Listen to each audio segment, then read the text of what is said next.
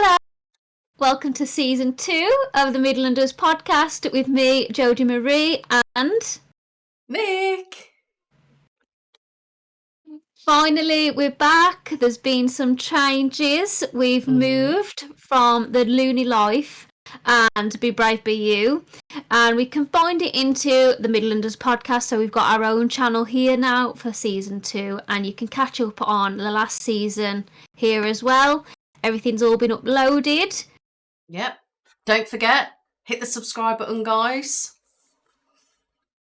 And today we're just going to have a catch up with you all, really, because it's been a couple of months. We've had Christmas, we've had a bit of a rest, and we've made some changes. So, yeah, we've got a lot to talk about. I know. It's like, I can't believe. So we're filming this. It's actually the 6th of March. So we last had an episode, was it November?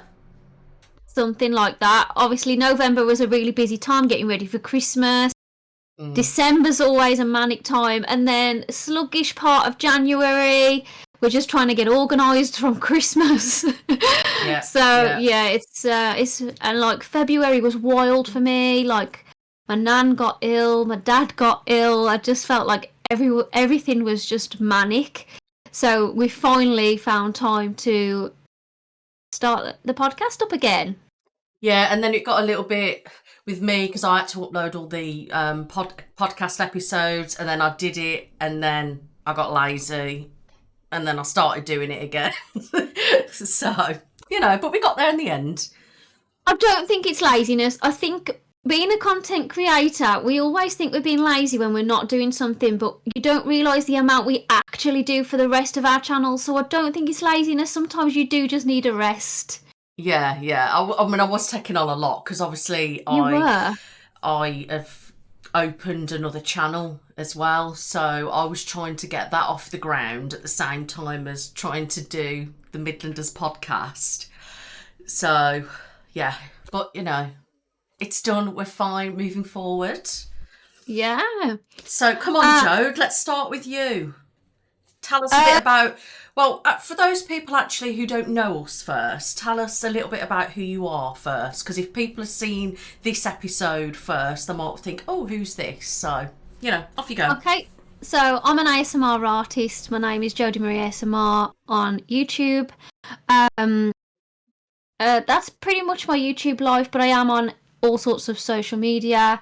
I do little days in the life of TikToks now. I work on a farm with vulnerable people, so that's part of my daily life. And that's a bit about me, really. Most of my time I'm just working. Yeah, so me, I'm Nic, and I'm also an ASMR artist, and my channel's Be Brave Be You ASMR on YouTube, and I also have another channel which is Life with Nic. It used to be Brave Be You Lifestyle, but I've recently decided to start a new channel. I will talk about that a little bit later, but on there, I'm doing typical lifestyle kind of content really, but again, I'll go into that a bit later on. And yeah, I'm on all social media, vlogs, hauls, unboxings, try-ons, you name it, all sorts of different stuff. So I'm married, 2 kids, lots of pets, yeah, and I'm busy with work all the time. So I do have a second channel as well, called The Loony Life, but to be honest, it hasn't been my main priority recently. I just haven't had the time to make the videos for it. Like, I can film for it, but it's just finding the time to edit for it. So it's there, and I might occasionally put try-on-alls on there now and again. But yeah, I rarely do these days. I'm going to be honest with you. Yeah, I think that's the thing though, isn't it? You get caught up in doing so much, and then it's like, oh God, I've got to do that for there, then I've got to do that. And then it's like, oh my God, there's too much to do. I think that's what I was like a few weeks ago when I was trying to do all the podcast stuff. I thought, oh my God, I've took too much on here. Yeah. So I've also really been enjoying making the short content, to be honest, the little days in your life. So I feel like that's what I'd normally put on the Loony Life, but in a shorter version. So I put the shorts up still, but it's mainly for TikTok. But I've just been putting them up on there as well, just in case people haven't got TikTok. I just find it easier. Well, not easy because it takes longer to do a short video, but I just find them a bit more interesting because you can watch the whole day in like a minute. So I think it just makes it easy for everyone else to watch my full day rather than just having boring long parts where I'm just doing the same thing for 20 minutes. I've noticed that you started doing that actually, and it was actually quite interesting because I was like, oh, that's really cool because like I like to see the people that I like and follow or know and stuff, bits what they get up to in a day, and I quite like that. So yeah, it's been quite nice to see, and obviously if you do share that other platforms as well, I suppose people who aren't on TikTok get to see it, so they're not missing out really. So yeah, I think that's quite a good idea. I won't take all the credit. I actually was inspired by Chills Pills ASMR. I don't know whether you know her, but she's a really cool character. I like her, I do. And she made a really relaxing one of just her day, and I was like, oh, I want to try that. She made me feel like I could probably do it. So yeah, it was her that inspired me to do my days. I do really know what you mean. I do know what you mean though about editing shorts, because I had to do an ad and it was only a short to put on YouTube. So that's, bear in mind, that is properly 60 seconds, isn't it, for a proper short on YouTube? You know, and I had to try and get all this information in 60 seconds, and I was just losing my mind. And then when I had to try and edit it, it took so long. And because I tried to edit it, I had to use a certain software on my iPad. It was little bits dragging it in, but then I couldn't do something so simple by just adding text. I had to do all this other stuff. I was just sitting there thinking, it's took me like 2 hours to edit this little 60-second clip. That would have took me like 1 minute on the computer. So yeah, it is hard. All the chopping and changing, and like because did you do a voiceover on top of it, or was you speaking along with it? Voiceover on top as well. It makes it even bloody harder. Yeah, because you have to match with the pieces that you're cropping off. Oh yeah. But I do find that if you edit directly on TikTok, that's actually easier. See, I don't know how to do that. I'll have to show you. Yeah, send me a demonstration. Yeah. I'm so bad. Like TikTok, I'm just learning now, so I do it in my software and just send it over to my phone. But it would be a lot easier if I could just edit it on TikTok for sure. But I just don't know how to do it. So much easier. I'll send you a video. It's so much easier. Okay, thank you. So how's life treating you then, Jode? What's been up? How you been doing? Fill us in. To be fair, life's been treating me much better now. And this is why. I was suffering my periods. I was having periods every 2 weeks, and it was really affecting my moods. And honestly, I was so depressed a lot of last year, and I just kept trying to force through it. And I was honestly proper down, and I couldn't sort my mood out. All my thoughts was really dark. It was just an horrible time. I kept going back to the doctors because I was like, something's not right. I'm on my period every 2 weeks. I was losing my mind. I literally wasn't myself. And then I've been put on a pill. Nick, I'm like a new fucking woman. Oh, really? Yeah. Totally different. Like a switch, yeah. Because I remember you were telling me about it. Like, I didn't realise you were struggling like mentally and that, because you seemed quite all right when we were podcasting and stuff. I wouldn't have picked up on anything. Yeah, no, I'm normally quite good at picking up on things, but obviously I suppose we're not in person, so it's a little bit difficult. But yeah, obviously you were telling me about your problems and that you were having, and I was a bit like, God, you know, and I wasn't happy, was I? Because you were like, I said, surely you need to do some more tests, really, because obviously you were worried about certain things. Yeah. And then you said that you'd been put on the pill, but I hadn't had an update from you since, so I'm guessing it worked all right then. Yeah, it has. It's worked loads. It's worked a dream.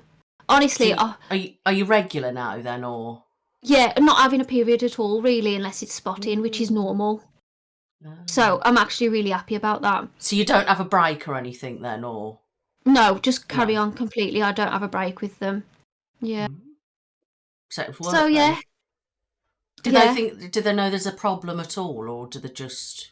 They suspected it's endometriosis, but obviously they would have to put do you have to have a bit of a camera or whatever? So endometriosis, you mean? Yeah, that one. Yeah. You'd probably have to have like a camera laparoscopy and stuff. That's it, the laparoscopy. And they said, I don't think it's worth it They said just... Yeah, because you could get scarring then. And then that Yeah, they said if this works, then it's probably that. And yeah, honestly, it was like... Well, I was saying on live as well, like when I was talking to my subscribers about it, some days I was fine. It was like a switch. Like, I'd be miserable all day. I would dread waking up, Nick. Honestly, I can't even tell you how bad it was. Like, I'd dread waking up. And it was like a click of my fingers, like 3 o'clock in an afternoon, I'd be absolutely fine. Cleaning the house, like normal, happy about life. Then I would dread going to sleep because I was like, I don't want to feel like the way I did in the morning. Yeah. And then I would have that for a week, like the low mood, or 2 weeks, like the low mood. And then I'd have 3 days where I was fine, buzzing, like could do everything. It was just, honestly, I thought I was losing my mind. That's really weird, isn't it? Yeah. Because I know endo can have so many problems with people. And people can have depression and everything with it, especially if it's not treated, you see. But I'm glad that the pill's working. Because you can never get rid of it, can't you? That's the only problem with endo. Yeah, that's what she was saying. This will just help with the symptoms. And honestly, I even said to the woman, I said, I feel like a new woman. I said, you don't understand. I was losing my mind. That's weird, isn't it? Yeah, but no one else could see it. I was telling like my mom, and I feel like she thought because of I was still normal. She was like, "There's nothing wrong with you." I don't know what. I was thinking in my mind, I'm not right. Like, I don't know. Well, you know, don't you? You no one else can, in your brain, and it's gynecological problems are not pleasant, and they can affect people in all sorts of ways. Because you don't get a lot of pain, do you? Yeah, when I'm on, I do get pain. So what about when you're not on your period? Was you getting bad pain as well, or was it no? I'd get a twinge. I'd get like little twinges, and I'd be like, oh, but then it would just go off, and I wouldn't have another one. Yeah.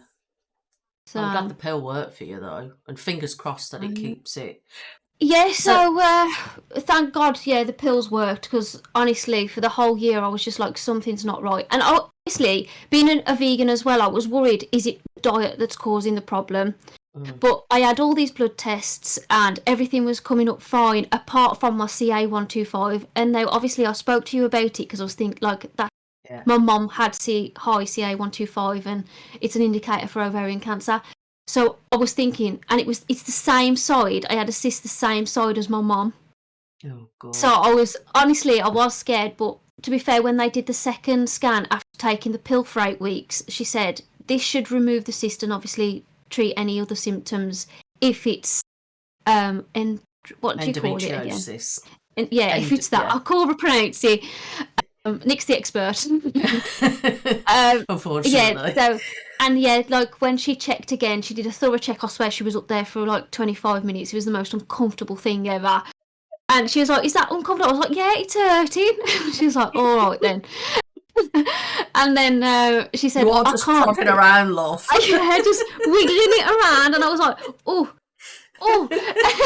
And then she just said, like, I can't see any cysts anymore. Everything seems fine now. Keep taking the pill. And then, I feel much better. So the pill actually shrunk the cysts as well? Yeah. Wow, that's amazing, isn't it? Yeah. I think it does that though. You know when you suffer with PCS? Polycystic ovary syndrome. Yeah. I think pills are used for that as well, to help. You don't get so many when you're on the pill. Ah. I've never had any of that, but I've had enough issues with gynecological stuff. I like that you've had so many complications, like issues last year with it all, and then it's something so simple that's just made it okay. Do you know what I mean? Yeah. Because obviously I was worried that they were fobbing me off because she was saying, oh, you're young, it's unlikely. Yeah, and that's what I said to you. I said I wasn't happy with that. Yeah. But you know what? I thought they're not listening. If I just do what they say, see how it goes, if it doesn't work. And like the first month I had a period and I was like, it's not going to work. But trust the process, and 2 weeks on, like 2 months on, girl's doing good. My spots have cleared up. I'm loving it. I think pretty I much need some. I apart from, to be fair, I did miss a pill because I'm hopeless at things like this. So they've started to come back again because it obviously does if you miss one. So yeah, that's why I've got the spots now. But that my spots cleared up. Like I was a whole new person. Yeah, so from a tiny little hormone. So are you having estrogen pills, or is it progesterone, or is it both? Progesterone. Progesterone, yeah. Yeah, and it's not combined, so I'm not on a combined pill. Yeah. So years ago, I couldn't take the pill. I think I tried the pill a couple of times for not a very long, and I was a psycho. Like, I was full on raging kind of murder type psycho, literally. I physically couldn't stay on it. I was like, this ain't happening. Like, and like it infected my mental health too much. So it made my mental health worse. So my depression worse, and like made me psycho, basically. So they all said to me I wasn't allowed on the pill because of how it affects my mental health. And my mental health, if I'm not normal, you know what I'm saying, worse could have happened. So I weren't allowed on that. So I could never have that as any kind of treatment anyway with any of my issues. But to be honest with you, they didn't even actually recommend it to me when I was going through all my problems, which was strange. They never said, oh, we should have this. But then again, I did say to them, can't go on the pill because of my mental health. So maybe they just didn't bother.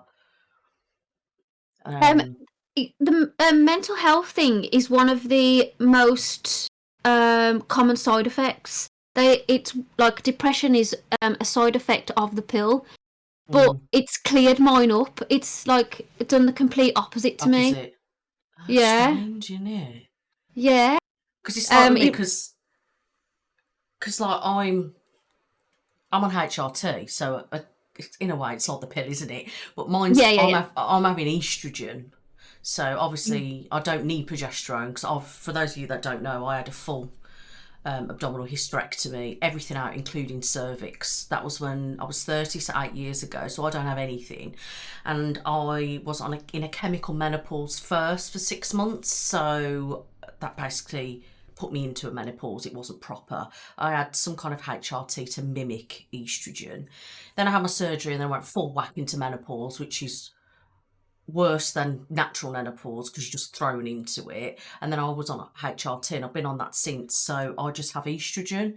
And to be honest with you, over that period where I didn't take any estrogen, I was a psycho again. And the depression was like so intense. I was like, I can't have this mimicking stuff anymore. I was saying, you need to give me some proper estrogen. So obviously then they put me on like proper estrogen, and that was it. Started to get back to normal again. Yeah, like I think back from when I was a kid, because I started the pill quite young. I was like 17, 18, I think, when I had my first pill, and that one made me sick. I was in sixth form, and I remember coming out of sixth form on my lunch break, and then I just threw up like outside the gates. No one was around, but yeah, like that made me sick, so I had to come off of that. And I do think to myself now when I think back, because at the time you're so young, you're not aware of it, that like I think I suffered with depression a lot when I wasn't on the pill. So after I'd taken it, I was sort of happier, and then I'd come off it because I was sick. And now I think back to myself, I think I did have these episodes where I just wasn't myself. Then I tried the injection, and that was so bad for me. Like I had blurred vision, and I actually shit myself once. You're right. I was just thinking back to one of our last episodes when we were talking about people in shops. Yeah. No, but like it wasn't a massive one. Obviously, like I was on the till. I was on the till working at Tesco as well. Oh, and I felt my belly rumble, and literally someone got me off the till. It right on time, because I was ready for my break. So on my dinner, I just run home because at the time I wouldn't use public toilets. Not like that. I knew it was going to be a squelchy one. I thought if anyone's in there listening to that, nah. So I'll run home like clenching them cheeks, and then I finally got home, and like literally, it must have just I must have just felt like, oh, I'm home, it's fine, and I couldn't hold it no longer. And yeah, there was a mess, but not like massively. I'd obviously still least managed to get to the toilet. But yeah, and I was just thinking, I can't do this anymore, because if I was on it for like 6 months, and I was just ignoring the symptoms. Like, I don't know why. I just wasn't very aware, I guess, when I was younger. And then I was sitting in the doctor's once, because I was about to have an injection, actually, and the girl said to me I had to come off the injection because I was having loads of symptoms, and I had like spider veins. And I looked at my side and I thought, I've got them spider veins. So when I went into the injection, I told the doctor and I said, I think I'm having a few symptoms. And he was like, come off that then. So on that day, I come off it, and he was like, do you want to do anything else? I was like, not for now. And then again, the depression kicked in from what I can remember. I was drinking a lot then as well, because I was younger, so I was trying to hide the symptoms with booze, which don't help, because then you dip in and like, so then, like, I then went back onto another pill called the Yasmin, and that was working fine for me, but I was getting migraines, but I was ignoring it and just carrying it on. And then, a few years ago, I come off it, just because I thought, I've been on it so long, like, I don't ever trust being on something for so long. But you know what, I needed it. Now I know, like, I'm older, I needed it. I need something to control my sadness. My natural sadness, because I'm generally, obviously, I'm quite a positive person, even when I'm sad, my outgoing side of it, but my head is telling me myself that I'm sad all the time. It's weird. I don't know how to explain it. It's such a weird experience. It is, because like with me, like with my depression stuff, no one's ever said to me, like, try the pill to see if it makes me not depressed. Do you know what I mean? I mean, it probably wouldn't work with me, because I'm a bit crazy, but but it would make me think back then they never offered it to me. And I think, could I have just needed some pill to make me like normal not HRT, what do you call it? Estrogen or something in, I don't know, some extra like that in. Wild though, isn't it? Like, when you think about it, because honestly, it's hard to explain, because I think I was trying to mask it more with being online. I think you have to, because I was trying to still be jolly, even though I was feeling like shit. You need to kind of like, I think it's nice to be open and like real about stuff, but then you've also got to sort of be careful and protect, haven't you?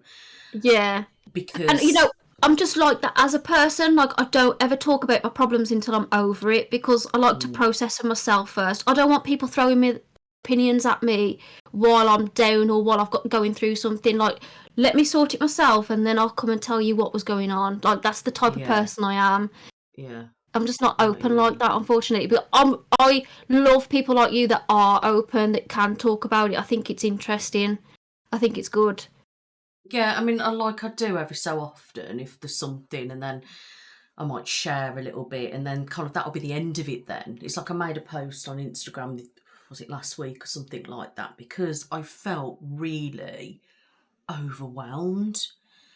And I mean, basically, I was just scrolling on TikTok, and I kept seeing these things saying songs that turn 20 this year.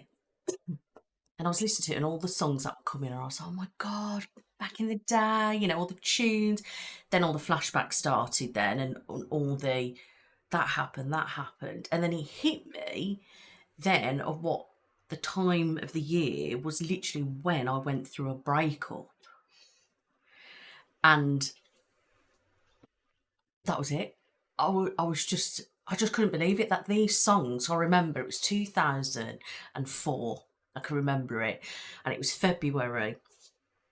And I'd split up with this guy that I was with. We'd been together like 2 years. I was a bit of a nutter because of the abuse that I had in the previous relationship. Made me I shouldn't laugh, but the way you say it. It's just straight to the point, and I pushed him away. Like, I know I did.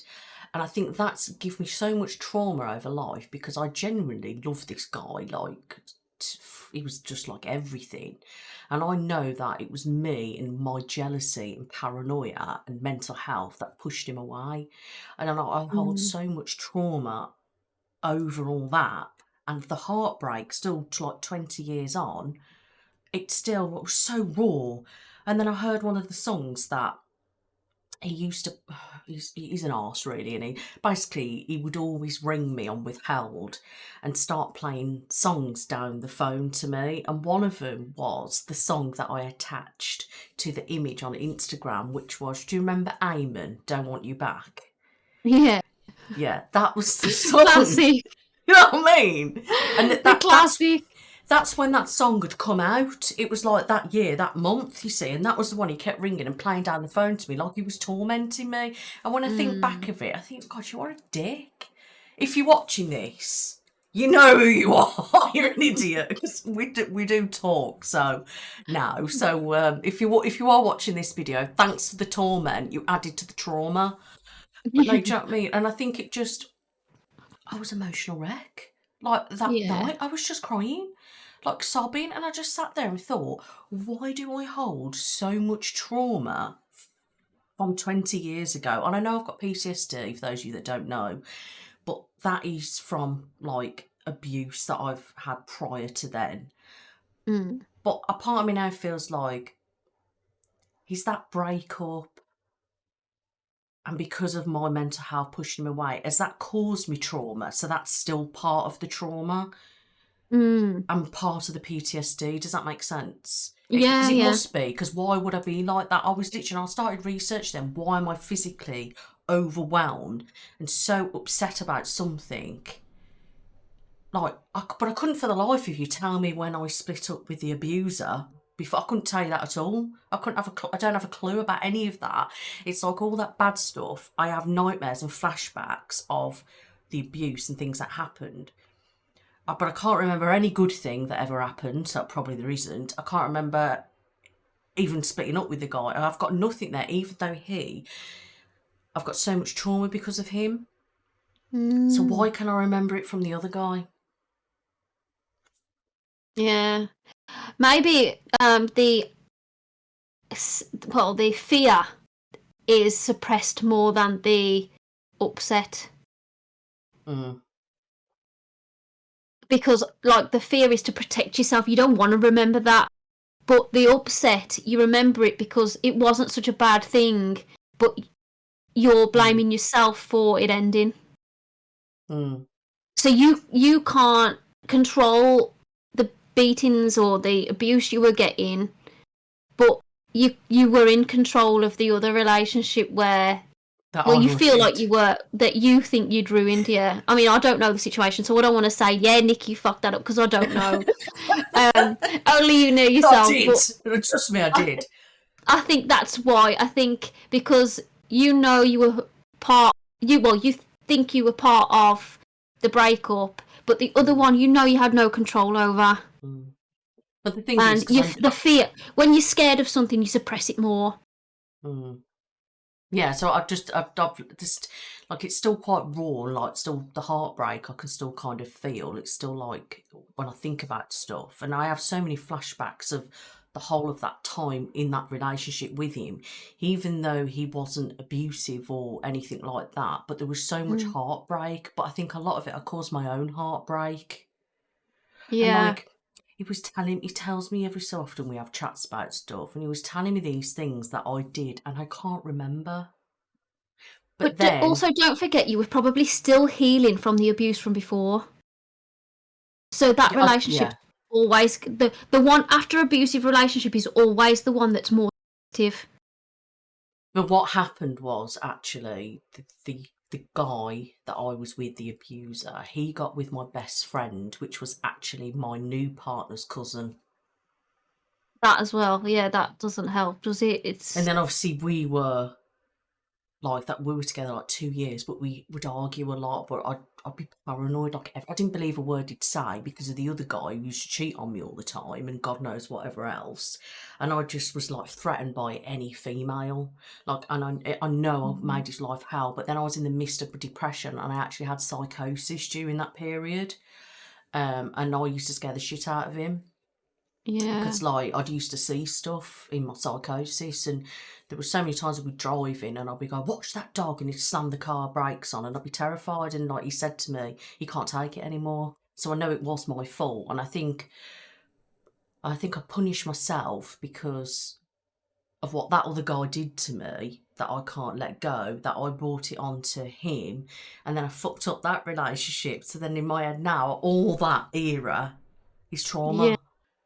You know, I think music can do that to you, though. Yeah, but that's not the good. beauty of it. I know, but it is also the beauty of it. Music can bring back all sorts. Yeah, don't get me wrong. There is some, and some of it was quite. Some of the songs were smiles, but then it would always bring back. But it sounds silly to say that I feel like that now after all those years, because it's like I'm not bothered. But my brain says, but you are bothered.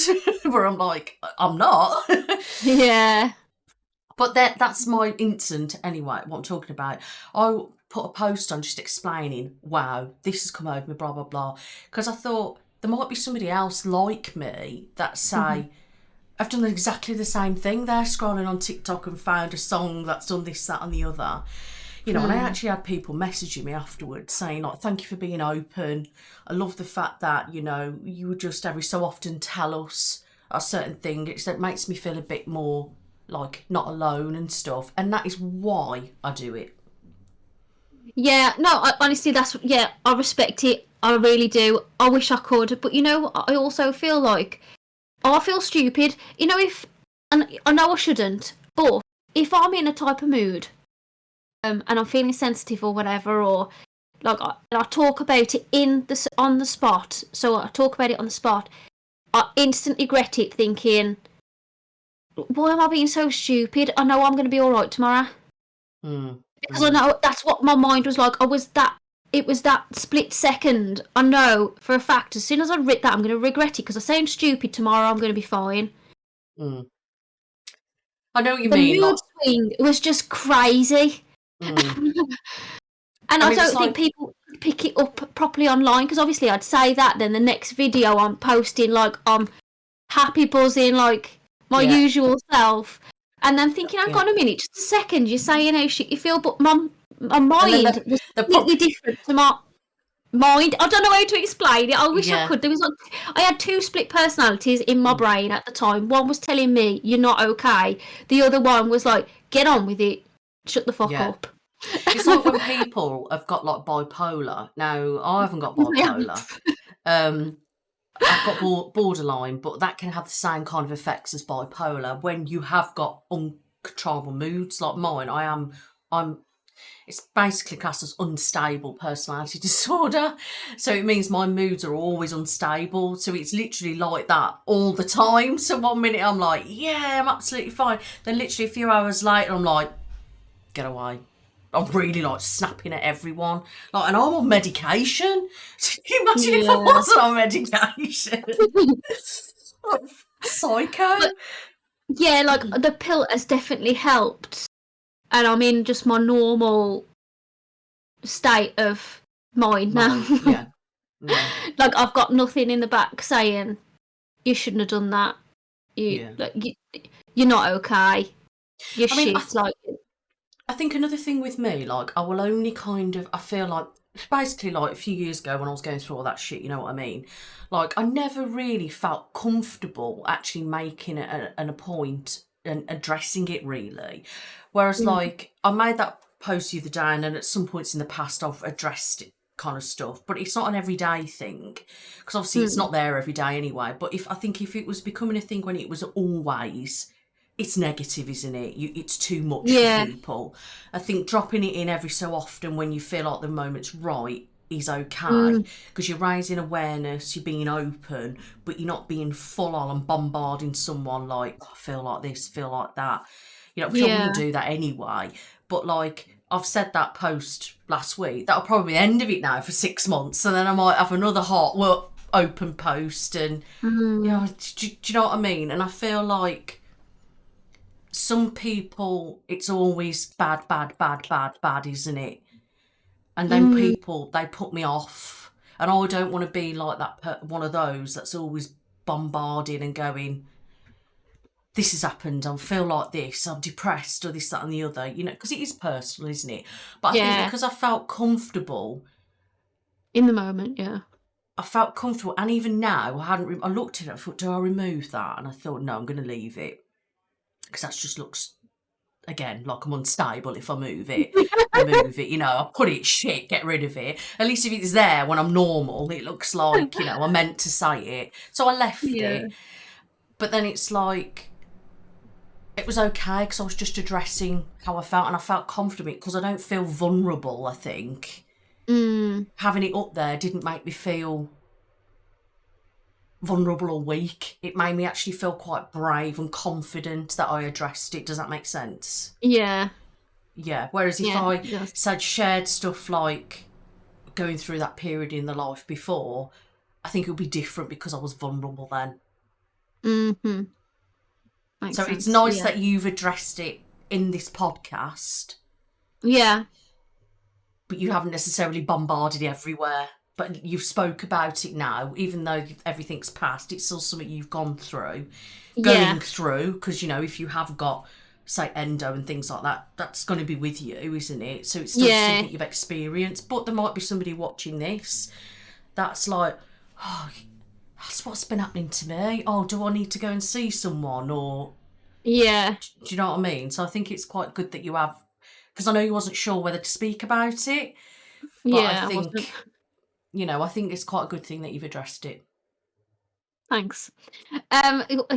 Honestly, and if anyone does have these symptoms as well and has advice for me, then please let me know in the comments, because it's new to me. Like, it was something that I've literally only just realised about myself. But it just seemed to get worse in the last year. I was just... I just kept seeing the pattern. Endometriosis, for example, it just gets worse and worse. And obviously left untreated and stuff gets worse and worse. And I know some people in my past life that I know of, I mean, they've had to have surgery with it and everything down the line, you know, and they were like, got so bad that they were like virtually basically crippled with it, and they couldn't get out of bed and stuff because of the pain, and they've had to have surgery and have lots of scarring and tissue and that removed to help get the life back on track. So I know it can be very volatile, and everyone has it at different stages. Some people just have it mild forever. Do you know what I mean? Yeah. But, you know. Well, I was literally explaining to her. I said some days. Well, actually, 4 days of a 10-day period. So I had 10 days of like heavy period. 2 of them were light. The 4 days of it, like, I literally couldn't move. I felt like my womb was going to fall out any minute. It felt like I was pushing a baby out, because obviously they say that, don't they? That it's like you have contractions. Honestly, I felt like I was pushing. I thought, like, something's, like, literally, it's going to fall out of me any minute. And I was trying to explain this to the doctor, and she was laughing, and I was like, you can laugh, but it's true. Like, I feel like everything's going to fall out. No, 100%. I said to her, she laughed at this bit, because, you know, what are they called? Chest busters from Alien. No. You've never seen the Alien films? Maybe been on in the background. I don't know. Well, there's Alien films. There's a face hugger that lays an egg inside you. So they stick to your face. They lay an egg inside your body. And I said to the woman, it feels like I'm going to have a chest buster burst out my womb any minute, like, when I'm going through this. And she was like, she just started chuckling. And I was like, you can laugh, but it's true. She must have thought, this girl. And I bet she was like, well, I'm scared to look up there now to see what's coming out. No, but I know what you mean about, because obviously I've had a lot of problems down there, and endo was thrown around a lot for me, but I never had that. obviously I have had scarring. It's called endometriosis or something. Okay. And I've had like 7 laparoscopies over my life before my hysterectomy, all dotted over. And like I've been in and out of gynecology department like since forever. One time they told me that one of my ovaries was too big. Another time my ovary was too small, apparently. Then and I had one of my surgeries, and then they found all scarring everywhere, and that ended something, so they had to remove some scarring. Then there was some of that over my bowel, and so they've had to chop that away. But it's not endometriosis, you see, it was something else, that endometriosis or something, I don't know what it is. But then later on that was going, and then I was having all these other problems. And I still to this day don't actually know what was wrong with me. I've just, from Googling, it's only because I've Googled my symptoms. I don't know why I've never done this before. Because you know what I'm like, Jode? Yeah, I've never looked into it. Like, literally. So it sounds like pelvic congestion syndrome. That's what it sounds like, because the man said to me, his exact words were, there's an extreme thick mass of blood vessels wrapping my womb and around my abdomen. So it's sticking on my abdomen wall and stuff. So I had to have everything out. I decided to take my cervix out so I don't have to worry about cancer. Of course. And they had to chop all of that off from my abdomen wall and all my internal organs. Basically, the man had said to me, the guy, that if I'd left it would have killed me, because she just kept spreading these blood vessels and whatever. And I was reading about, Googled it, and that's when he found this syndrome. I was like, why haven't I never been told that? It's not on my medical records either. It just states hysterectomy, so I don't actually know what was wrong with me. Just going on that and looking into some of the symptoms, I think that what was actually wrong with me. I'm just guessing, because I wasn't told. That was his words. And I had that blood test that you had to check for the CA, whatever. Yeah. Mine was negative. I'd had laparoscopy at the time. They couldn't find anything, just standard scarring apparently, which is that endometriosis or whatever. And that time he took out my coil because the coil was wedged in me, and he doesn't know why it was stuck in me and then why they couldn't get it out. Because I was put it in, and then all the problems escalated, but then they tried to get it out and they couldn't remove it. So then I had to have laparoscopy to get it out, to check what was going on. But apparently nothing. Sterilised me. Then the problems were still ongoing, so I had a CT scan, and then they found lumps. They said to me, oh, when did you find the lumps? When did they find the lumps? And I went, what lumps? Because I didn't know anything. And like, oh, okay, you'll have to speak to somebody about it. So I went back to him, and they said, like, they found the lumps, like, you know, but I know I'm not polycystic anyway, so there's got to be something else. And then he decided to send me through an MRI scan at the last thing. Then it come back, and do you know what he said? Oh, shit. I don't know how I missed that. That was exact words. And I thought, I've been going through hell for the last year. Got to bear in mind, I remember it. May 2015 was my last period, and that period I was literally on my deathbed. I was vomiting, I had diarrhoea, I was aching, I was in extreme pain. I was so ill, I physically couldn't move out of bed, and I never bled since. Wow. And that was a year or so even before my surgery. Yeah. And I've been fucked around, sorry to swear, but backs and forwards having this test.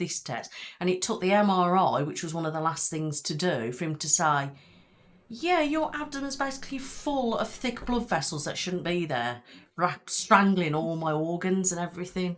So I had a chest buster in my womb, and you had Vecna in yours. Who's that? Who's Vecna from Stranger Things? Just entwining little shit. Oh, no, that's minging. I know who you mean. There's me. Who are you on about?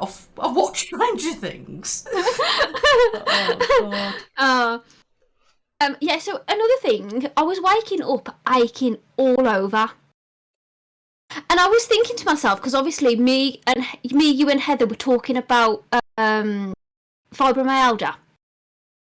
Yeah. And I was thinking, have I got that? Because why am I so weak? Why am I so down? There's something not right. Like, honestly, my whole body felt like I'd been to the gym, even though I hadn't. Yeah. And I was like, it's not normal to feel like this. Like, I'd be stiff. I'd wake up stiff. Honestly, I'm absolutely fine now. It's weird. I just needed a pill. It's cured everything. It's mad. I hear a lot of people actually like go on about like endo and how much it does describe similar to fibro. But there's a lot. Some people think fibro is just given to you because they don't know what's wrong with you. Now, Right. I think it's very real because I've got it. Yeah. I definitely don't imagine the pain or my illness. But what people are saying is, no, they agree that it's there. But they're just saying that to you because they don't know what's wrong. A bit like when people say you've got IBS, it's because they don't know what's wrong with you, so they're just categorising it as that. They don't actually know what's causing it. They've got no cure for it, but that's the only demonstration, well, the only thing that they can put down to, But it is a central nervous issue, but there is talk still to this day saying that they think it's an autoimmune disease. And apparently there's like certain blood tests that you can have. Like when I had my last blood test, my markers were high again, which is my inflammation markers. But that apparently is up in people who've got fibro. But I've got arthritis as well, so it's going to be, because that means your inflammation, isn't it? In your body. But some people are saying they do scans now in America and they can see it on your brain.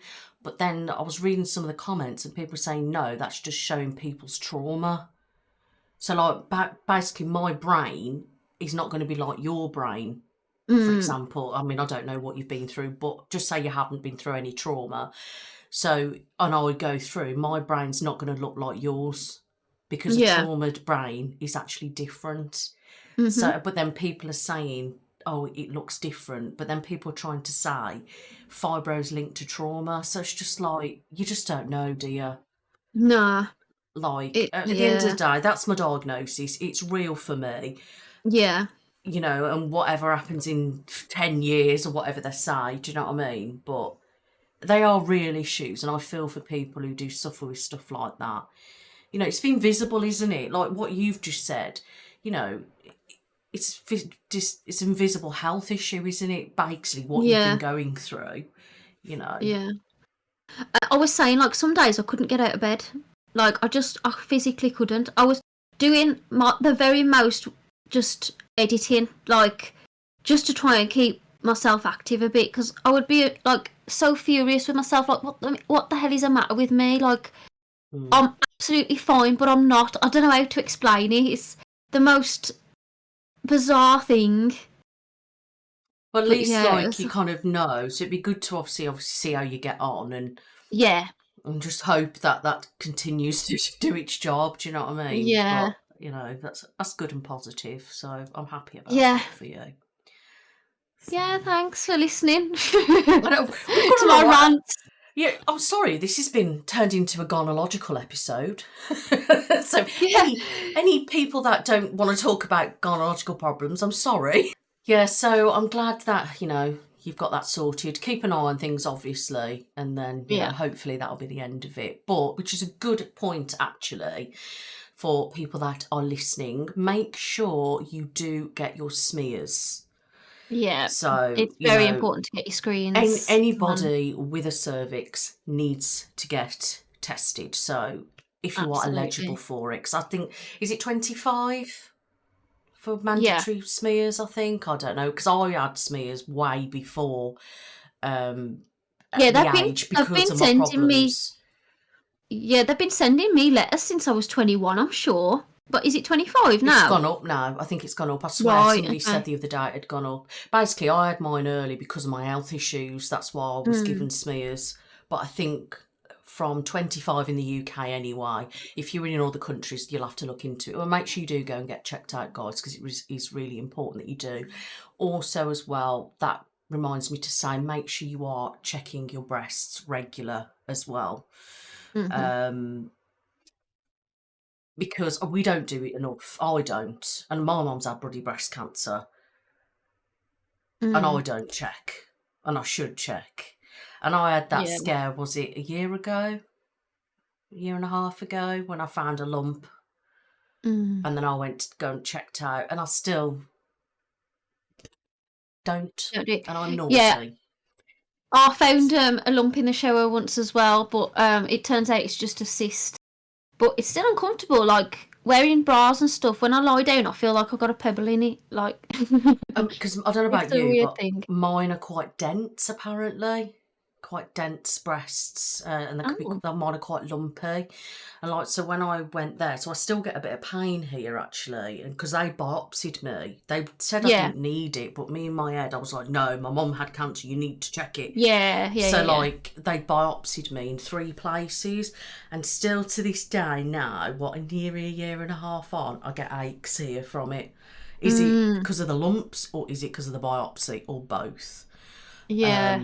But I did the right thing. But you need to, because I watched a video earlier and I was like, she just reminded me that I need to make sure I check my boobs, basically. So for anybody out there, do it once a month, men and women, men and women, everybody has to be checking. Yeah, armpits, check under the armpits, all your chest area, everywhere. Just give it a good fondle, all right? If you don't want to do it, get someone to do it. Yeah, make it fun. Yeah. Yeah, but definitely get checked out. Make sure you do, because I'm all about raising awareness. So make sure, and any problems, anything like gynecological and stuff like that, don't be scared. Just go and seek help. I mean, Jodie will tell you she's recently gone through stuff. Just, it's not pleasant, but it's worth it. You know, and just stand your ground. Always stand your ground. That's a big one, because because obviously they're doctors and they think you don't know anything, even though it's your body and you know the difference in your body. Only you know what you're like previous to what you're like now. So when they're trying to tell you there's nothing wrong with you, then say, but I'm not self, like there's definitely something not right.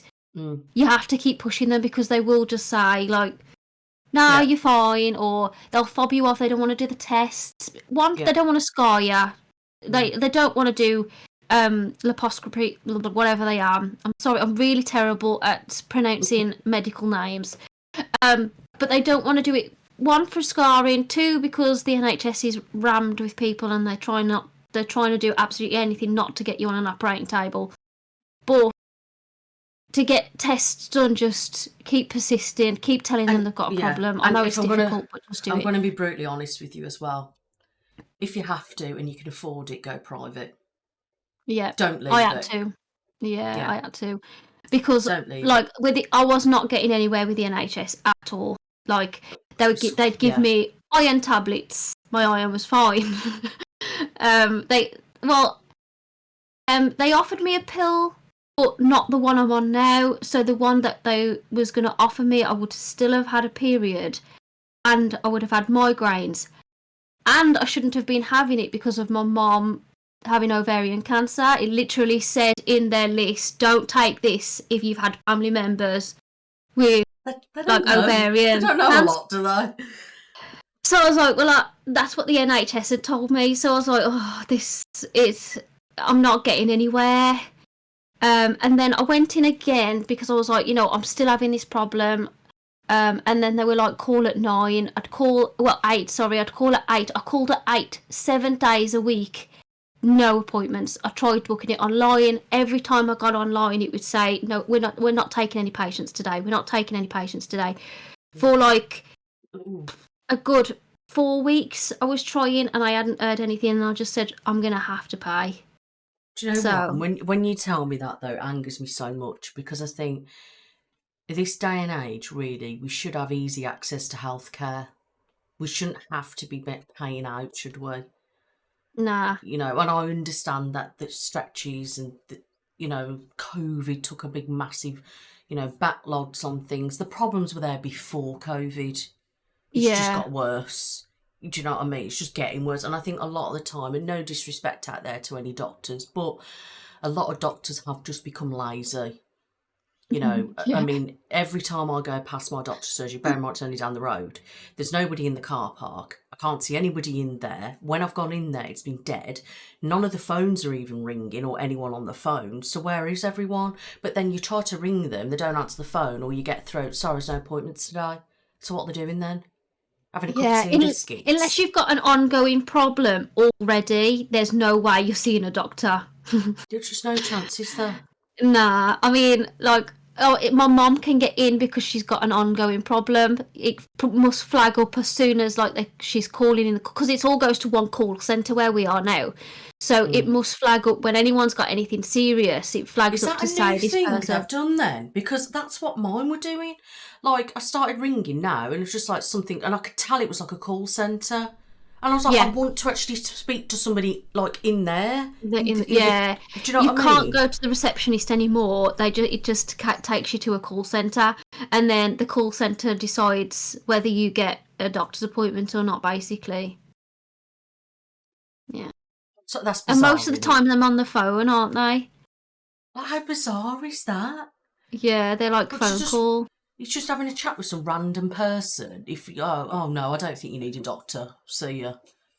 That's absolutely ridiculous. That is. Or they'll phone you back today. I don't know what time it'll be, so stuff like that. But yeah, and I know that the NHS is a good thing.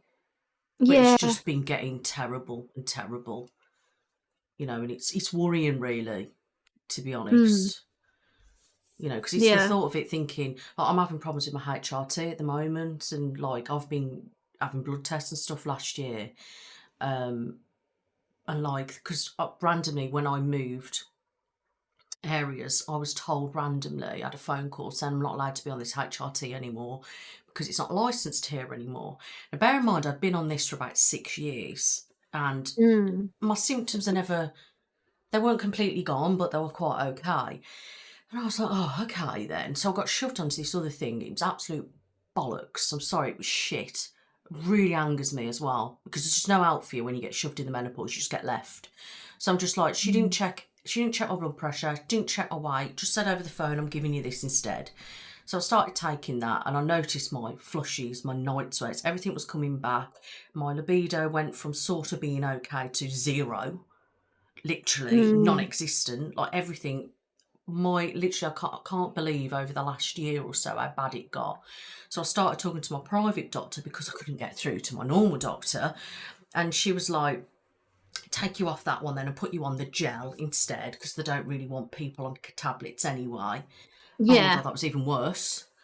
And I was on this, I thought, I just can't do this. And like I said to her, I want to go back on the other pill, and I know it's still licensed here because I've Googled it and I found out that you can get it in. She went, well, you can, yeah, but the reason probably being is because I'm overweight. And I went, here we go again. All these people that do skits online and they take the pee out of the doctors and they're always going, it's the weight. It was that kind of thing. And I thought, you've been great with me so far, love. And then you threw the weight card at me again, and that really fucking pissed me off. Sorry to swear. Really shouldn't swear. But it really annoyed me because I thought, hang on a minute, it's not all about that. I said, well, how does that woman know I was overweight? She never weighed me. She never checked my blood pressure. She never did anything, so it can't be that. But I did read it was quite an expensive pill. And then she said, if you want to go back on that tablet, you need to speak to your current doctor. Well, put it this way, I've tried to ring them for quite a while now, and I still haven't managed to speak to anyone. So I've decided to start taking my stash. And guess what?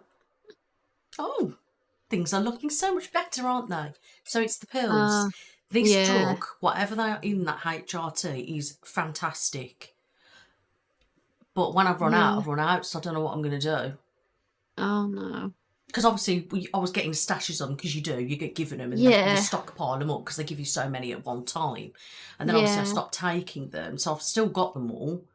Which people say, you shouldn't be doing that. Well, whatever, it's fine. I've been prescribed them. They're mine. And I've just started taking them again to prove a point, just to see. And the difference in me is huge. Yeah. Like, it is massive. And I know, to me, that's my evidence now to go back to my normal doctor. And say these are better. I can't get to speak to a doctor. Can't speak to anyone. I know, Nick. So what am I meant to do? And then they just don't care. It's like, oh, fuck it, she's in the menopause, don't worry about her anymore. You can't speak to anyone. And the fact is, I was looking online, and you have to pay just to go and speak to somebody who specialises in menopause. You're looking at £300 just for a consultation. I know, it's so expensive. And then, because I've got private healthcare with my husband's work, inpatient and outpatient, everything's covered, except menopause. So if I want menopause, I have to pay £350 just for a consultation. Oh, damn. And that's why I get mad, guys, and that's why I lose it, and that because I've been going through so much with the HRT over the last 5 months or so, and then not getting in to get help, and then being told basically the only way you're going to get help is if you pay. And it's frustrating that if I tried to ring my doctors and I just can't get in. And I know everyone's the same. It's not just me. Yeah, same. But I'm just stressing it for everyone here in the UK. Like, I feel sorry for everybody at the moment who genuinely does need some kind of care. Would it get better? No, probably not. Yeah, it's only going to get worse. But I'm on supplements as well. I'm taking all my supplements, Jode. I'm taking all my natural stuff. I'm trying to get me bits and bobs from everywhere else. So I'm trying to, and I'm even looking at ones that are vegan as well. So I'm doing my bit there. Nice. Which ones are you taking? What are you taking? What are you taking? Oh, God. So I'm taking a menopause supplement, but it's got stuff in like red clover and different things like that. But I ran out of the one. So I'm just taking my other one from that I'd started before just to finish them off. Then I'll get my other ones again.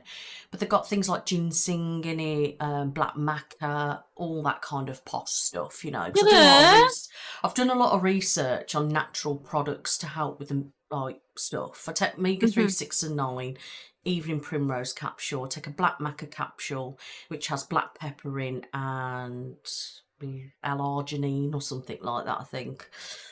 I'm taking turmeric and ginger. I'm taking ashwagandha. I'm taking...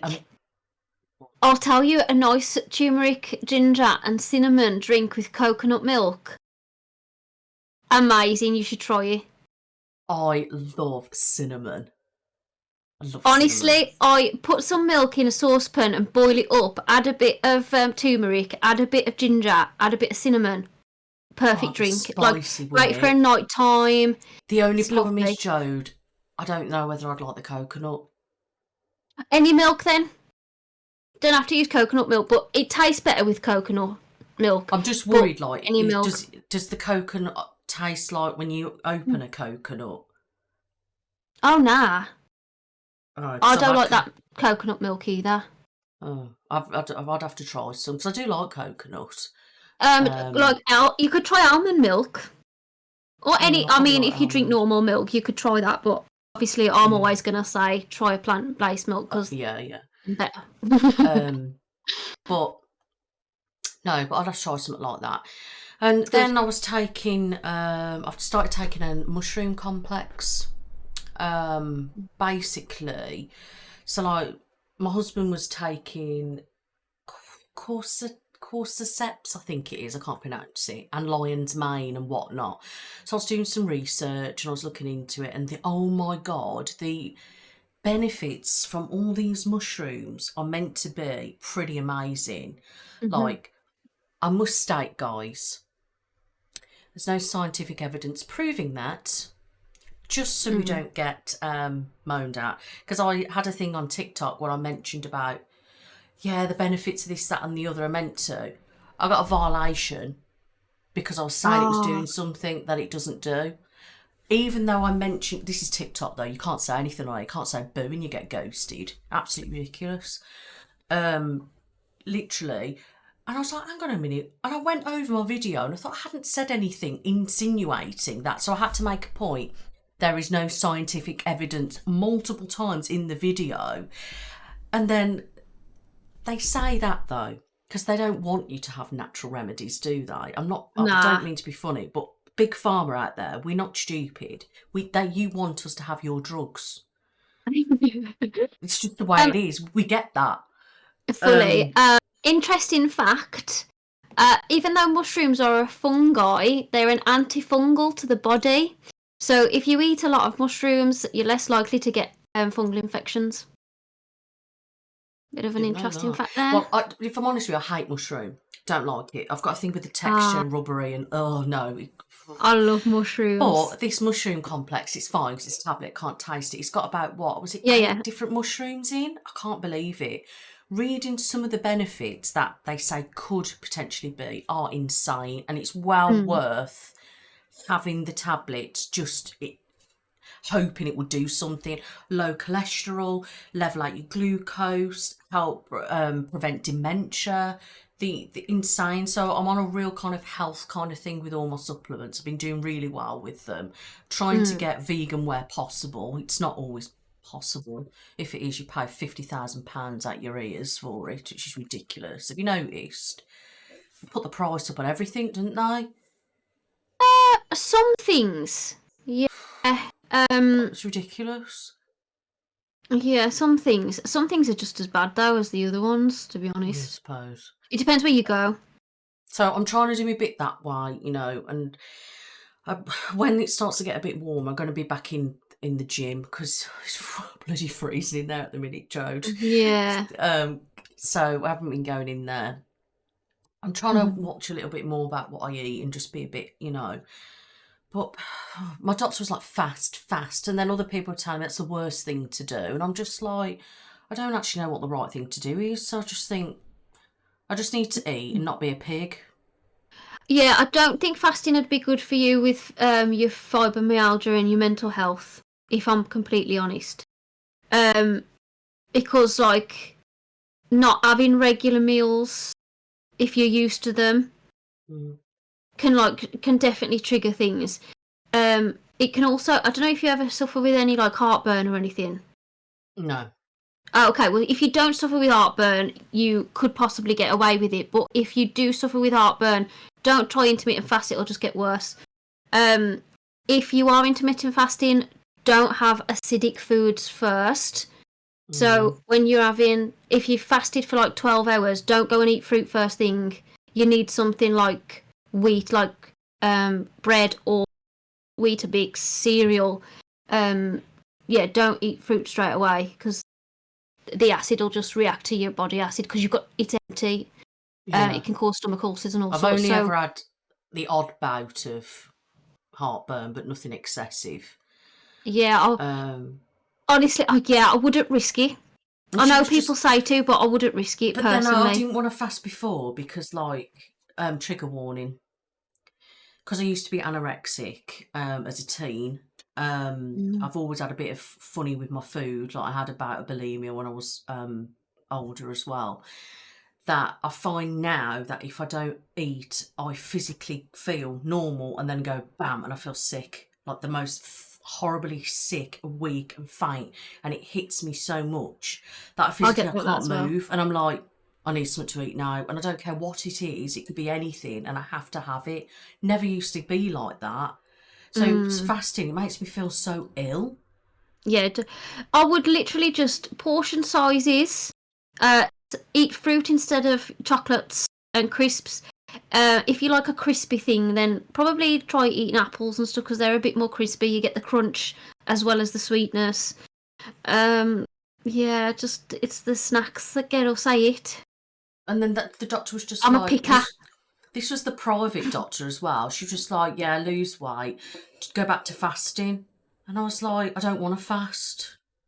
And everybody I was looking into, they're always like, don't fast. So I just think it's when I pig out. So it's when I eat, say after 6 o'clock, and I'm eating sweets, junk food, crap. That's what's going to be piling it on because, Yeah, definitely. That's. Even if when you're feeling hungry, instead of eating snacks, eat a meal, you'll still be better than eating snacks.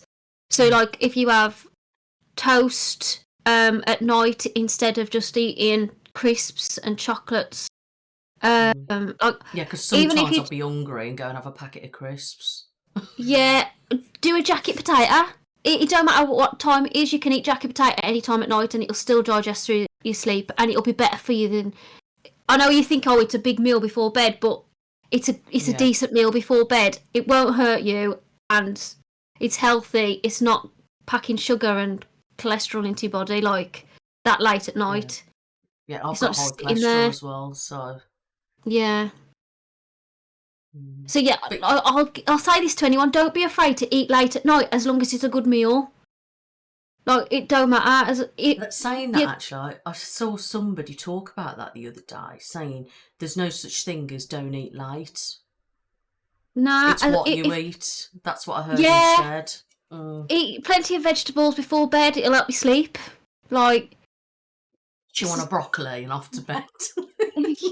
I mean, but sometimes I'll do that. I'll just like put some vegetables in the microwave and just eat those if I'm feeling peckish, because I'd rather do that than sometimes I'll eat crisps now and again, of course I will, but if I feel like I've done that too many times this week, you know, like I'm going to be good and I'll just cook something proper, because I know that it's going to benefit me more. I'll wake up feeling better. And because I've got to that point at the moment, I'm thinking it's not just about my weight. Like, that's like kind of irrelevant really. It's more about my health. I was more concerned about making sure I was healthier. Do you know what I mean? Not necessarily being a size 6. Do you know what I mean? That would never happen with me. But do you know what I mean? It was more about, try and get my cholesterol down and things like that, really. So that's my plans for the year. I don't do New Year's resolutions, but I just feel like I wanted to make sure I'm a bit healthier, getting as many supplements that are going to benefit me as possible. Like, I'm taking vitamin D as well, because I am low on vitamin D. Do you have a lot of butter, Nick? No, not really. But if I do have it, then yeah. Oh, okay. Like, not to try. This is not to push it, but I just know that it's better. Do try a vegan version of butter, because it's coconut oil. It's not got the same fats in, so it's not going to cause cholesterol. So it's going to lower it. My nephew, has to have vegan food because he's got a dairy allergy. So he has. It's a pain in the arse, to be honest with you. It's so stressful, because I'm like, he can't have that. Can he have this? It's so really stressful, because I know if he has it, he's going to be ill. It's not just that he doesn't want. It's not a choice, if you know what I mean. So I'm really like extra. Like, oh my god, he can't have this. Can't have this. Can he have this? Like, so she buys that, and she told me that the butter is really nice. Exactly the same. Like, you can't really, don't taste any different. She was honest with me though, and she said some stuff you can taste the difference, but there is things out there that The best ones are Flora. They do a vegan butter, and Naturali. Naturali is probably the best one, and they've done a new formula now, so it doesn't melt as quick. Naturali is like is exactly the same as Lurpak, basically. Right, okay. Yeah. Tastes exactly the same on your toast, anything, and it'll be better for you. It won't be adding fat to your arteries. Right. See, there's that, and I've been having a lot of cheese recently. There's no alternative to that, though, is there? Oh yeah, there's plenty of alternatives, but it's whether you like them. They're still a bit hit and miss. I like them. I really enjoy cheese, but I never liked real cheese. So I'm really glad that I like the vegan cheese. It's creamier. Because my type of cheese, I don't know I'm guessing you've had cheese in the past. Yeah. Do you know stuff like Brie, Red Leicester? They're quite strong, aren't they? Mozzarella. Them type of cheeses. See, yeah, I used to like feta.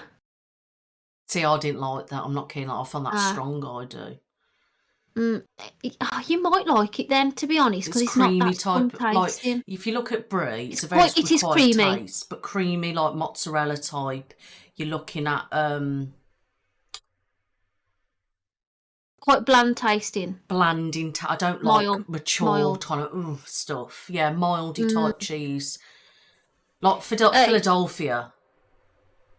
Yeah. Have you ever had that? Yeah. Is it like? Would you say it's that texture? It depends which one you get. You can get the spreadable ones, and they're good. the grated cheese. You can get the mozzarella actually in Asda. Asda do a vegan mozzarella, and that's decent. I've had that on pizza.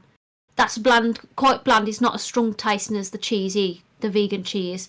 They do a mozzarella, it's quite bland. Because my cholesterol's not really, really high, it. apparently. It's really, like, dangerous. And it's cheese that does it, isn't it? And my blood pressure apparently is not good either, but that could be my mental health meds, could be the HRT. But the doctor did say with my weight, it could well be that it's that's contributing to my blood pressure as well. And what I'm eating. Yeah, so. It's just learning new ways and like finding a new relationship with food. Because like you've stuck to one type of food all your life, or you've struggled with food obviously when you were younger. So it is quite difficult to move out of the habit that you've got into now into a new one, because you're going to be scared. Like obviously anyone would be in that situation. It's hard for me because I very much, after having I think all that problem with my eating, then I'm more of a binger now. So I've gone the opposite. So before I never used to eat, or then I used to eat and it used to make me feel ill, put it politely. And now it's more like I will binge now, but I don't binge to be sick now. I just binge because I need sweet chocolate, and it's always the crap that I go for. And I can't, which is absolutely normal, by the way. These are normal cravings and normal things. It's just not normal though, is it really? To be that like a pig. It kind of is, because we get addicted to the sugar. Like it's not our fault, because we've been. It's constantly advertised to us. Oh, such good, pretty packaging. You know, it's not our fault. It is the sugar. I think I've got a big thing with the sugar, huge, which is why I have 0, because I know there's no sugar in that. I think there's the sweeteners in it, which are not good either, are they? But aspartame, isn't it? Yeah, aspartame. Yeah, which I know that's not good for you, but I'm happy with it. All right, it's got no sugar in it. Because the amount of Coke that I drink, really, if I had sugar, full fat Coke, I'd be like a fucking raging full of sugar. That's all I'd be, a lump of sugar. I worked it out before. This is why I went to 0, because the amount of sugar I was having was like way over my limit that I should have had before I was even having any food. I know. Like, which is why I think for about nearly 2 years, I think now I've been drinking 0, and I'm quite impressed with myself that I've actually managed to stick at something like that. And if you give me a full fat Coke now, I'll turn my face at it, because the taste of it is disgusting. I need to kind of get that, I think, in my head with certain food, I think, but it's just so hard. But then, like, some sweets that I've been having, some sweets that I've had, it says vegan on there, I haven't even noticed a difference, and I'm like, yeah, there's some amazing things now. They're meant to taste different. Like the refreshers and stuff. I was just like... They've made a lot of the sweets vegan now because of obviously people that have religions that can't eat gelatin. So they've taken the gelatin out. So more Muslims and... I think is it just Muslims that can't eat gelatin? I'm not sure. There might be some more religions that can't, but maybe. I know for a fact Muslims can't have gelatin. Yeah. I've got a few friends that can't. So, yeah. That's what I mean. There is things in there that I've had and stuff. And I wouldn't have even noticed any difference, to be honest. On certain sweets. Do you like dark chocolate as well, Nick? Not really. I was going to say that's a good alternative, because that's decent for you, and it'll give you that. I'm a milk straight girl. I am. That's the problem. To be honest, though, white chocolate, sickly okay-ish, but too much of it. But I just can't get away from that milk chocolate thing at the minute. It's just like I've tried dark, and I'm just can't get on with it. Yeah. Yeah, it's a hard one. I just want to try and have some alternatives, just to help me feel better. I think, like, for my health way. But it's just finding the right things, I think. But, if anyone who's watching anyway, that's got any recommendations for foods, alternatives and things like that, let me know. And I know Jodie knows everything, but, it'd be nice to see other people's opinions. Yeah, other people. I don't know everything. I'm still learning myself. She knows more than I do. literally only because I've been researching it for the last 3 years, Nick. Like, that's all I've done, because I've changed such a drastic thing in such a small amount of time. I've just been trying my best to get it right. So every little bit of information that I find, I'm just trying to absorb it all. And to be honest, change. It's so hard though, because you just look at stuff, and I'm just like me, I'm very I like things that are like cruelty free and stuff like that as much as possible. But then some things people are saying they are, but then I've looked into it and apparently they're not. Like I did like a MAC haul because I bought some things from MAC. Mac's not. Yeah, Mac's not I'm going to be brutally honest with you. I love MAC lipstick, straight down the line. I do. But I did it because it says obviously cruelty free on there. It was fine, everything. And I double checked all the websites, says this, that, and the other. But then people were coming for me saying they're not cruelty free. And I was like, what do you mean they're not cruelty free? And I said their website states they are cruelty free. And then I was looking at all the stuff that was all over the internet. Apparently they are. However, because they give stuff to China, China apparently have to lab test it, and they use animals. Anyone that tests in China mainland are animal testing, because China won't allow it on the shelves without animal testing. So yeah, Max. But don't everyone sell to China then? Nah, not everyone works with them. No. So this, for example. Now this states on the back it's cruelty free and vegan. Right. Who's it owned by? Well, it's the company's the Beauty Crop. But who's the umbrella company? Because don't forget, there's companies' names, and then Johnson & Johnson owns a lot of beauty brands, and Johnson & Johnson are not cruelty-free or vegan. So if you see cruelty-free and vegan products, and then the umbrella brand is Johnson & Johnson, it's not. Yeah, right, you have to be really careful and do all your research. So don't make it easy for you. And they trick people, really, like me, thinking I was like, well, they aren't. But, okay, they are, if you like, from what I gather. But because they send it elsewhere to get tested on, isn't it? So they're not directly doing it, are they? But they are, if that makes sense. Also, cruelty-free on its own doesn't necessarily mean that it doesn't use animal derivatives. So even though it says cruelty-free, they might still take a derivative of an animal somewhere. So it's not really cruelty-free, but whatever. And then vegan means that they don't use any products of animals. However, it might not fully be cruelty-free. If you have them both together, then they're cruelty-free. But yeah, bloody hell, Joe, this is too much work. I ain't got time for this. Neither have I, but it means more to me than my time. Yeah, so both together, and also if anyone cares, I know not everyone cares, I do care. If you do care, then look for the labels both together. If you're unsure, Google it. Don't just pick the first page. Scroll a little bit, look at a few, because one will say yes, it's cruelty free. You'll find another one that'll be a proper document that'll say why it's not. So make sure you're looking, because they want you to see the bold thing. They want you to buy it, of course. They're making money. And they're going to do what I did, check the page out. Yeah, they are cruelty free because that's what it says. Actually not looking into, no, they're selling it to China, who are actually doing testing. So they're actually aiding it, aren't they, really? Yeah, I made the mistake of is it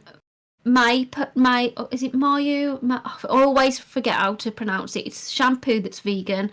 I Googled it, said it's vegan, no animal derivatives, it's cruelty free. And then later on I found, I just Googled it again. For some reason I was in store and I thought, you know what, I'm just going to Google this again. I had an instinct, and I looked and I thought, I'm not going to listen to that. I looked at another one and it said it's not completely cruelty free or vegan because the umbrella company is Johnson & Johnson. And I thought, if I'd have known that, because Johnson & Johnson doesn't even appear on the label. So bad, isn't it, really? Wild. So yeah, I do think they should be transparent and honest, and then it's up to the consumer on what they buy. So check and double check if you're interested. Yeah.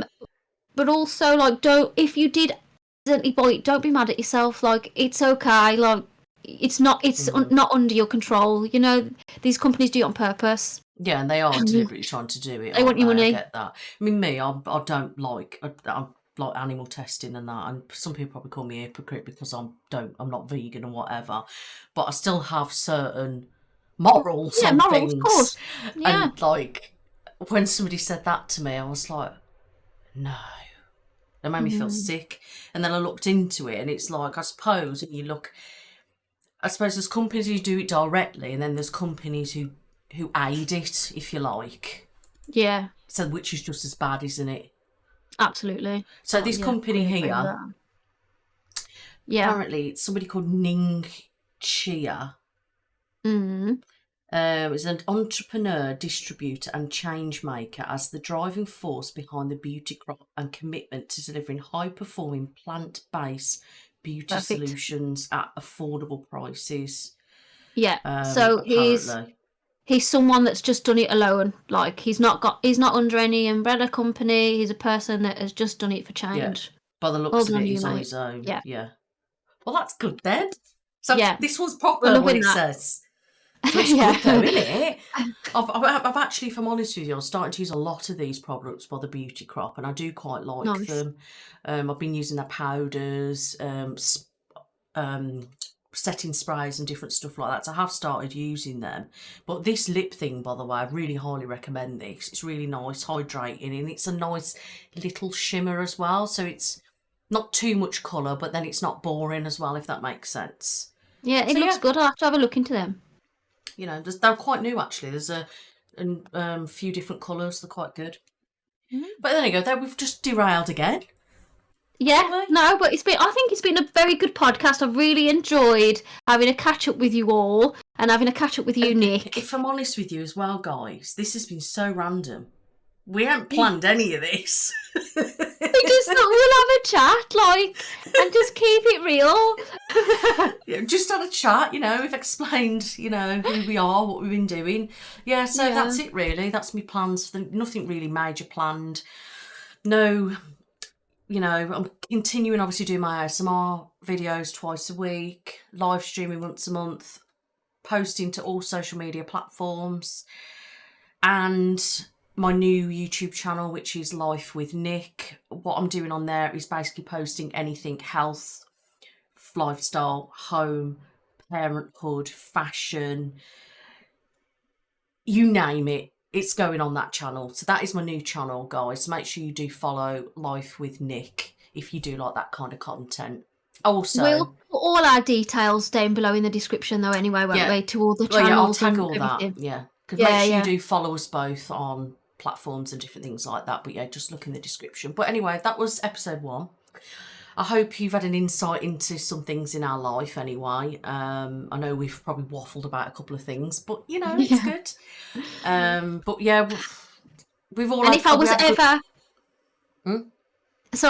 ever off with you last year, you thought, why is Jodie being such a moody bitch? Now you know. We're just going through a time. She just needed some of that progesterone. But so obviously this is season 2, and I'm excited to see what we've got planned for you guys anyway. If you do have any recommendations on what you would like us to discuss and chat about in an episode, please pop it down below, because you would definitely take a look at that and see what we could do. And just keep a lookout and give us a follow, guys. But we had a good Christmas, New Year. I had a good birthday, Love it. Nothing exciting's happened for me really though. Nothing I think, oh my god, that's amazing. Obviously we had an incident with my son. What are you on about? We were on the billboards, Nic. Nothing amazing. We were in New York on the billboards. All right then. We were in New York and we weren't there, but we were there. That's exciting. It was pretty cool though. Big news. Yeah. I mean, I know the pasties and that, all you need to do is put your pictures in and apply, and then they'll just pick the best picture. They did with me anyway, and then they just put it up on the billboard. So everyone who applies gets put on there, but it's still a bloody good big deal whether I've course it applied for it is. or not. You know what I mean? Yeah, of course it is. So, you know, I'm saying, like, that's pretty awesome though, isn't it? And if you Yeah. don't know what we're talking about, guys, head over to our Instagrams and you will see us on a billboard in Times Square, Yeah. which was pretty cool. I was quite impressed. Mini celebs. Yeah, I went to my husband. I was like, "Guess who's in Times Square?" So I was like, "Me." It was pretty cool. You know what? It's funny because to my nan and granddad, I was like, "So guess who's on the billboards?" And then like did a little strut and then a twirl, and I was like, "Me." Forever a performer. My nan was like, "Oh, look at that!" I was like, "Nan, bloody hell." I ain't with Pop Idol. I'm just joking around. No, I know that, but I think it is a big deal, really, because not every Tom, Dick and Harry gets on the billboard, do they, in Times Square? You know, true, and yeah. I think I quite like that they do that. I think it's quite a nice added touch to the platform. But, you know, it's not everyone can say that because not everyone is with passes and gets that opportunity. So I still think it's really good. Yeah, You know, and then I made 100k on TikTok. I mean, that was good. Amazing, yeah. You know, and then I'm nearly monetised on my new channel. Perfect. I've only had it 2 weeks. That's great. That's epic. Well done. Thanks. I've nearly got 1,700 followers. That's amazing. So, well done. You know, and my newly live channel, I've not even got the watch time yet. Yeah, I think I've got about that's dead, man. About 1,500 watch hours I need.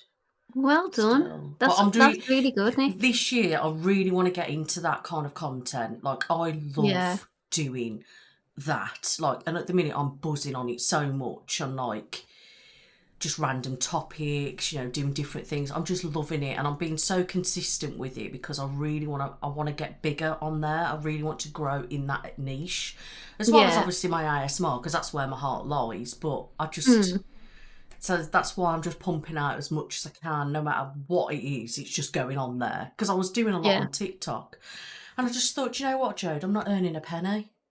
Yeah, it's true. I think, do you know, I'm being serious now, guys. This is how pathetic it is. In the last, when did I start going full on TikTok? It was about October. Yeah. £9. Wow. £9. Yeah. In that time. It's an absolute fucking joke. And I thought, do you know what? Stuff waste my time with there. I'm going to do my TikTok shop stuff, post short little videos and do all that. But I'm going to put my all in to doing it on YouTube. Because good idea.